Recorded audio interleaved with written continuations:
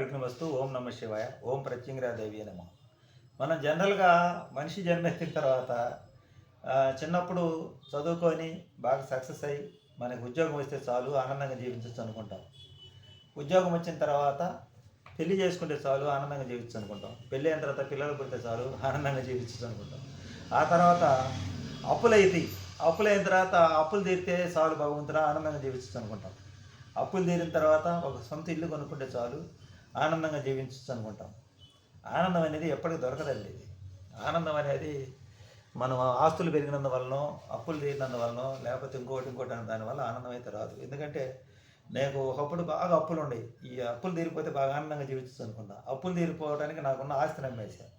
అది చాలా రేటు పెరిగిపోయింది. ఇప్పుడు ఎక్కడ ఇల్లు కట్టుకుందామంటే కాస్త స్థలం కూడా కొనుక్కోలేని పరిస్థితి అయింది. అలా ఉంటుంది. ఒకదానికి ఒక సమస్య పరిష్కారం అయితే ఆనందంగా జీవించచ్చు అనుకుంటాం. కానీ ఆస్తులు సంపాదించుకున్నంత మాత్రం, ఇల్లు కట్టుకున్నంత మాత్రాన, ఉద్యోగాలు ఇచ్చినంత మాత్రాన, పెళ్ళిళ్ళు అయినంత మాత్రాన ఆనందం అనేది మానవ జన్మలో అది మనం కోరుకుంటూనే ఉంటాం కానీ దక్కటం కష్టం. ఆనందం అనేది ఏం కోరుకోకుండా ప్రశాంతంగా జీవించి జీవితాన్ని ఏంది అని ఆలోచన చేసే వాళ్ళకి ఆనందం దొరికింది. కానీ ఆశపడేవాడికి ఎప్పుడు ఆనందం అయితే దొరకదు. మీరు చూశారుగా చాలామందిని కోట్ల రూపాయలు సంపాదించిన ఇంకా ఇంకా ఇంకా ఇంకా అప్పులు తీసుకొచ్చి వ్యాపారాలు చేస్తూ ఉంటారు. ఇంకా ఏదో టెన్షన్లు, ఒత్తిళ్ళు అన్నీ వాళ్ళ చేతుల్లో కంట్రోల్లో పెట్టుకోవాలనుకుంటారు. వ్యాపారంలో ఒత్తిళ్ళు, పిల్లల వల్ల ఇబ్బందులు, చిక్కులు, సమస్యలు ఎన్నో రకాలుగా ఉంటాయి. ఆనందం లభించేది భగవంతుడి ధ్యానంలో ఈ జీవితానికి ఈ భూమి మీదకి ఎందుకు వచ్చామో, ఎందుకు ఎన్ని జరుగుతున్నాయో తెలుసుకొని దైవ ధ్యానంలో ఉంటే కొంతవరకైనా మానసిక ప్రశాంతత లభిస్తుంది. మన జీవితంలో ఆనందం అనేది ఒక భాగమే ఉంటుంది. పండగ అనేది ఎప్పుడో ఒకసారి వస్తుంది. ఆ తర్వాత మామూలు రోజులు ఎక్కువ రెగ్యులర్ కష్టపడటమే కదా. అలాగే ఆనందం అనేది కూడా కొంచెం చిన్నదే. ఒక 25 పైసలు ఉంటాయి మనిషి జీవితంలో. 75 పైసలు కష్టాలు, దుఃఖాలు, బాధలే ఉంటాయి. దొరకని ఆనందం కోసం పొద్దుగూలి ఎంపర్లాడుతూ బాధపడే కన్నా జీవితం ఇంతే, ఇలాగే ఉంటుంది అనుకొని ఆధ్యాత్మికంలో ముందుకెళ్ళడం మిన్న. ఎంత సంపాదించిన అడగండి, ఏదో ఒక సమస్య చెప్తూనే ఉంటాడు.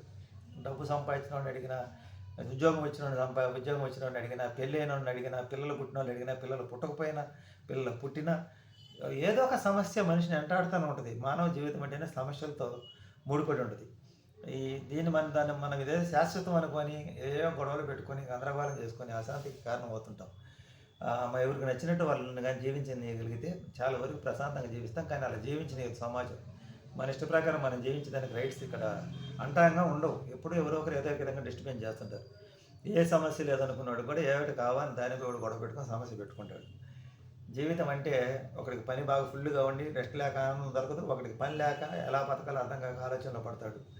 ఒకడికి బాగా తిని అరక్క ఆనందం దొరకదు. ఒకడికి ఆకలిగా ఉండి నిద్ర పట్టదు. ఇలా రకరకాల సమస్యలు, ఎన్నో రకాల సమస్యలు మానవ జీవితంతో ముడిపడి ఉంటాయి.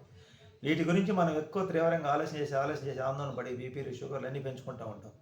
ఆధ్యాత్మిక భావంలో ముందుకు నడుస్తూ పోతే ఏది శాశ్వతం కాదని తెలిసినప్పుడు మనకి దుఃఖం అనేది కొంతవరకు తగ్గింది. అప్పటికి పూర్తిగా పోదు, కొంతవరకు అనేది తగ్గిద్ది అనేది నా యొక్క నమ్మకం, నా అభిప్రాయం కూడా. అందుకని ఎక్కువ కూడా ధ్యానం చేయమనేది, ఆధ్యాత్మికం ఎక్కువ దేవుని పూజించమనేది. ఎందుకంటే భగవంతుడికి దండం పెట్టి నమస్కరించినంత మాత్రం సమస్యలు ఏం పోవు. కానీ సమస్యలకి సొల్యూషన్ అనేది దొరికిద్ది. కొంచెం ప్రశాంతంగా ఉండేదానికి అవకాశం దొరికిద్ది. మా వీడియోలు నచ్చితే లైక్ చేయండి, షేర్ చేయండి, సబ్స్క్రైబ్ చేయండి, సపోర్ట్ చేయండి. Thank you.